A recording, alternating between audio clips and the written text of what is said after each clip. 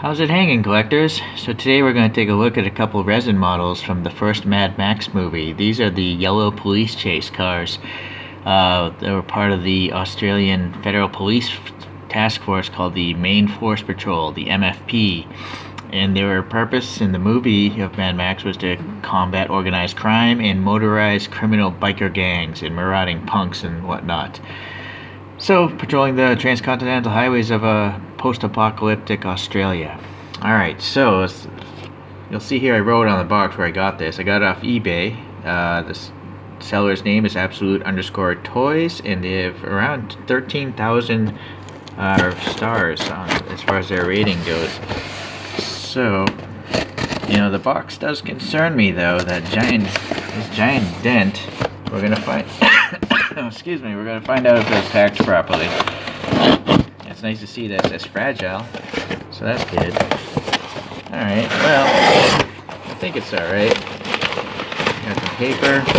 It's bubble wrapped, and then some paper, and it looks like the packaging did its job. All right. So let's get this thing open. So the two cars that should be in this set is a Ford Falcon XA sedan and then a Ford Falcon XB sedan. Now, I really know nothing about Ford Falcons because I'm not from Australia, and I'm not sure if these Falcons were ever sold in North America. I don't recall ever seeing Falcons like this, but I was pretty young when these cars were out. I mean, these are actually before, well, I was like a year or two old when these cars came out. Alright, so anyways, let's take a look at the packaging. It is this trapezoidal cardboard box, and if you look on my, did I mention on March 7th, 2021, I did a review of the other Mad Max car and the enemy Landau, and yeah, just like the other one, the cardboard box easily rips. So even with the ruler, it's just not very strong cardboard. Pretty thin, flimsy stuff. So here's some Ace model cars made this thing. Nice cool little background here. It's kind of a lame Photoshop job, actually. It's funny. The perspective is totally off. Anyways, that's not important to me.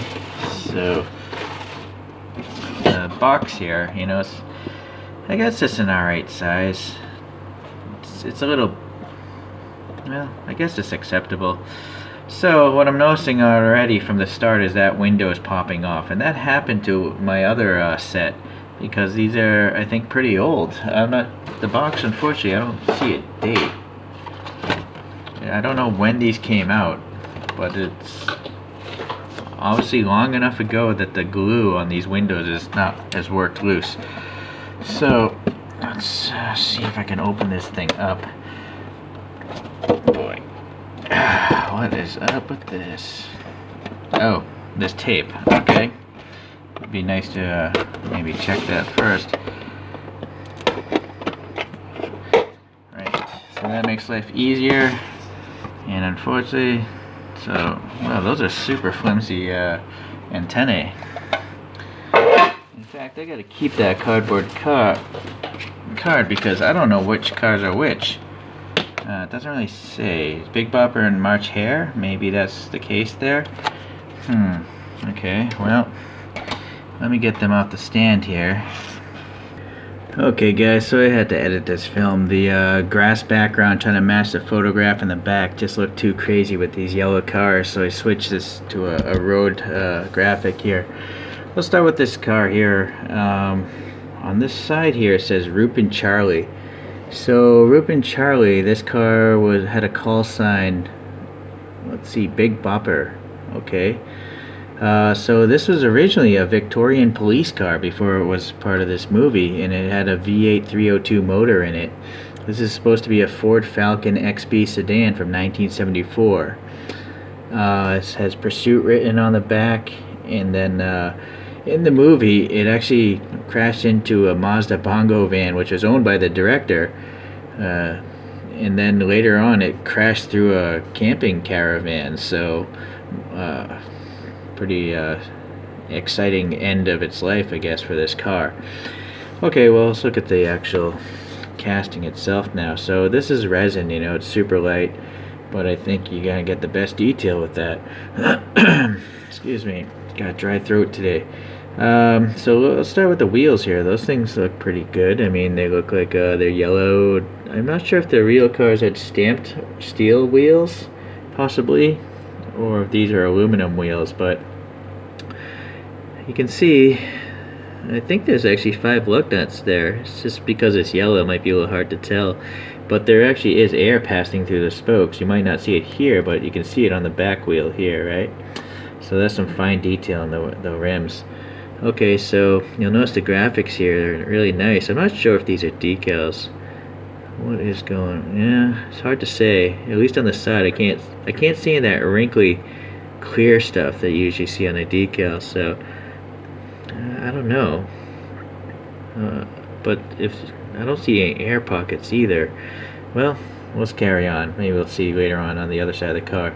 Alright, we got some silver paint on the door handles, looks pretty good. A tiny little silver dot here for the keyhole. And then yeah, the driver's names are super crisp printing. So that's definitely gotta be printed on. I don't see any sort of decal there. So pretty good. Same with the MFP. There's no I don't think that's a decal. I think it's actually a tampo print. Then this must be like the crest of the Australian Federal Police Force, maybe? Or the MFP, the Main Force Patrol. I guess this is car number 8. Alright, so while we're up here, we got a siren, and we got a little center part of the siren. These little translucent pursuit lights. They're not 100% accurate to the shot of the picture of the movie car, but they're close. They're close. Okay, I'm really afraid to drop this because look how thin that antenna is. Okay, let's see here. Front headlights are plastic, of course, so that's good. Now see this graphic. You can see there's an air gap here between the air dam and the body of the car, but this is covering it, so that's what makes me think this must be a decal, right? Because otherwise there would be an air gap there. Anyways, there's some black paint here, and there seems to be plastic lenses here for these turn signals. Yeah, let me see. Try to get a better look here. Yeah, I don't think that's paint. I think that's actually a piece of plastic, so that's nice. Okay, so the grill, I don't know if there's a texture. It's just so black, it's hard to see. There. No, I don't think there's a texture in there. Okay, going up to the hood. So we got some ribbing there. Yeah, I don't know. That's so well done. It's got to be a decal, but it's nicely done. Like it seems like it's going into that crevice, but it does also seem like there's some tiny bubbles there. So that's not so great. Okay, the yellow paint is not filling in the gaps so much, so that's good. Okay, be careful here. Got the 2 photo etched metal windshield wiper blades, and then we got this trim. Oh yeah, okay, so this chrome trim is actually a separate piece of metal glued to this thin plastic window. So with the resin models, at least most of them, it has these super thin windows that are so clear that you can usually see a lot of detail through them. Like, let's see if we can see. The camera can focus on the other car. Yep, look at that. That's how clear these windows are. You can see MFP 497. Try to do that with one of your other diecasts that have molded windows. It's improbable you're going to be able to see that well.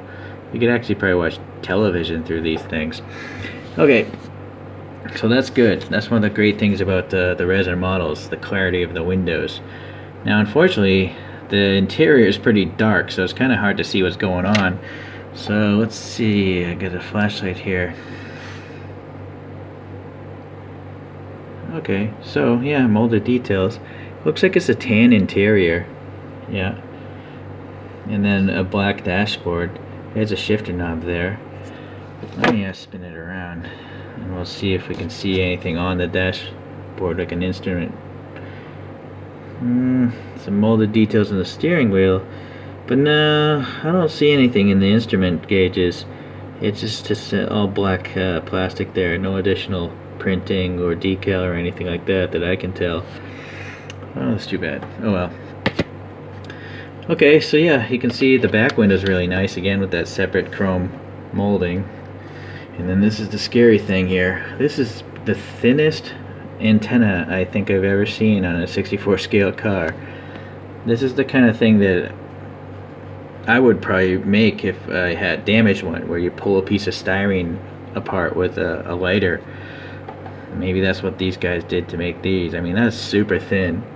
Like, human hair can be as thick as that, like a really thick haired person. Okay, well, alright, so the Pursuit is printed really nice again, so that's good. A little keyhole, I guess, MFP on the license plate. Really small exhaust tips, but there's a little depth to them. And then the taillights have a little silver paint around them, so, and they are translucent. Maybe you could, if I twist it around, you can see a little bit of the depth there, you know. So it's really nice. So let me go to the bottom here. Oh, there's a mirror here. I didn't even notice that. And it's got some silver paint on it, so that's pretty good. Alright, so the bottom, it's screwed together, 3 pieces, and no sort of credit, like who made it. Doesn't say Ace model or anything like that. It's kind of weird. Okay, so now I'm noticing this blue here, right? So yeah, maybe it's a decal after all, or I don't know, some really thin sticker. But yeah, this windshield here, I might leave it alone. We'll see. I'm not sure if I want to try to glue that down. I'm afraid I'll get glue on the yellow paint and ruin the whole thing. So, okay, well, that's a pretty cool model though. I mean, really crisp, nice details for sure. Okay, let's go to this other one because it is slightly different, I think. It's got like a power bulge. That's the first thing I'm noticing. So, who are the drivers on this one? This is Sarce. On the fender it says Sarce and Scuttle. So Sarce and Scuttle, yeah, this is called March Hare. Call sign March Hare is the name of this car. MFP 497. So this was actually a 6-cylinder Ford Falcon XA, and it's from 1972. And this was a taxi before it became part of this movie. I guess a really old, dilapidated taxi. So, but it didn't really matter because they destroyed this car, I think, in the movie anyway. So, but let's see the sides. Yeah, same stuff. Same wheels, it seems. The graphic looks the same. Just the name's a little different. The front end is different though. I'll pull out a tray of comparison again. Actually, let me keep that at hand. But I can tell the grill is totally different, right? And then I think this might be a little different. It looks like it's going down a little bit. I think the other one is straight across, or the air gap maybe covered it up. But I see there's an MFP license plate, so that's nice. A little bit of overrun here, the black there. And then I didn't even notice this before, but you got these really clear lights here. Maybe these are turn signal lights, but they're clear. That's pretty cool. Alright, let's go to this side here. Yeah, alright. No major problems. Looks pretty nice to me. The tire's a little squished, I guess. Might have been squished a little bit too hard, screwed down to the base too much. Okay, and then the back. Yeah, that's definitely different, right? That's a totally different rear taillights. And it also says Interceptor instead of Pursuit. So the back end is different. The exhaust pipes look the same though. Yeah, another super thin antenna. It's a little crooked, but I think I'm okay with that. I think if I try to bend that, it's going to snap for sure. Okay, and then the same light bar and lights and siren, it seems, on the roof of the car. So, alright. Yeah, I would say it's great. And then again, the mirror here with a little silver paint. It's only on the driver's side, but again, these are old cars. They're from the early 70s, so I don't think cars from that era had 2 mirrors unless you paid for it. Okay, so now what about the interior of this one? Let's start with this side again. Yeah, it looks like it's tan again. I'm not sure if it's the same color tan. I think it is. shifter knob there, right? And then the flat windshield wipers, those metal pieces. The windshield on this one is totally glued down, so that's nice. But the dashboard, I'm guessing again, there's probably nothing there other than just the black plastic. Yeah, so better angle this time around. But excuse me, the window's super clear again, super clear. Oh look, you can see the door details. There's like a wind down window handle, right? And then the latch to actually open the door. So yeah, pretty smart. It's a good representation of a car from this era before power windows. Well, this car didn't have power windows back then, I guess. So really nice, really nice. So because the paint scheme really makes them look identical, I think it would be advised to maybe compare these. And one nice thing about these resins, they don't roll, so I know it's not going to fall off this tray. If it was a Hot Wheels, these things would just fall off. Alright, so those are the grill differences. You know, this one's like, the one on the left is kind of like pointy here in the middle, whereas this one's pretty much flat and recessed. And then you got these turn signals here underneath the lamps, whereas on this one they're here on the side, kind of like an old Celica. So, and then you got the power bulge here on this hood. Alright, so that's definitely different. The wing on the roof looks identical. The glass windows pretty much look identical. The doors look identical. Yeah, pretty much the body's identical. And then, but the rear end here, the lights are definitely different for sure. And the bumpers look identical though. So interesting. I'm wondering if, like in the movie car, like these lights are actually the same as those, and they just painted them blue and just left a little bit open. I don't know. Maybe you Mad Max experts can chime in. Okay, cool. Very cool though. So yeah, I'm really happy I got this set. Unfortunately, the rarest set is Mad Max's yellow car, and is paired with his black car. So I'm guessing that's never gonna come up for sale on eBay, and if it does, it's gonna be several $100s, and I don't think I'm gonna pay for that. Okay, I'm gonna edit this in here as well. I actually forgot to compare it to the photos of the real cars, but that's kind of like why we buy these things, right? We want to try to get cars that look like the real thing. So I'm assuming this is the car depicted here, because the turn signals are like underneath the bumper here, that little turn signal, right? So this is Roop and Charlie's car, which again I guess is the Big Bopper call sign. I haven't watched Mad Max in probably 20 years, so I apologize for not knowing this offhand. But okay, so what do you guys think? I mean, if you look at the photo and you look at the car, I think it looks pretty close. Except that, you know, this license plate, that shouldn't be there. So interesting. Why would they put that on there? You know, it's just more work for them. Unless, no, I was gonna say it goes to the back and they just duplicated it, but no, it's totally different than the back end. So that's kind of weird, right? But I was talking about the lights here. You know, they're kind of close. I feel like they could be bigger, maybe. What do you guys think? I don't know.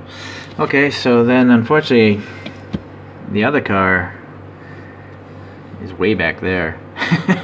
So it's gonna be hard to compare that one, right? No. Yeah, I don't know what to tell you there. But again, the license plate, I don't see any license plate on the photo of that car, so that seems wrong. So that's too bad. Yeah, but they do have one mirror. So they got the one mirror thing down, and it actually kind of looks like that mirror. It's like pointed here in the front. So yeah, all in all, well, I'm saying these are probably the best MFPs. I'm sure the green light's pretty good. Again, for the money, it's fantastic. But I really like these super clear windows. I like the metal wiper blades and that minuscule antenna. You'll never get that on a green light for sure. So okay. So let me cut back into the rest of the video. But you might be wondering where are the other Mad Max cars I got. Again, I did a review in my history but I do have them here, so let's get these here. So luckily they did release this Mad Max Special Pursuit here, and it is great, and they paired it with the enemy car, a Ford Landau. So this is now my Mad Max car collection. I thought about getting the green light one. It looks pretty good, to be honest with you. I think it looks fantastic for the price. But I think space is a concern. It's kind of like, why would I get the green light if I already have a resin model? So, boy, I really wish I collected earlier, because I would love to have the original set of both Mad Max's cars, where his yellow car has super big lights on the roof. But this is what happens when you start a hobby late. You gotta catch up. So, okay guys, well, I hope you enjoyed the review, and I sure enjoyed it. So, a couple terms I guess Australians use. This is a rip snorter set right here, and I'm gonna say, have a good one.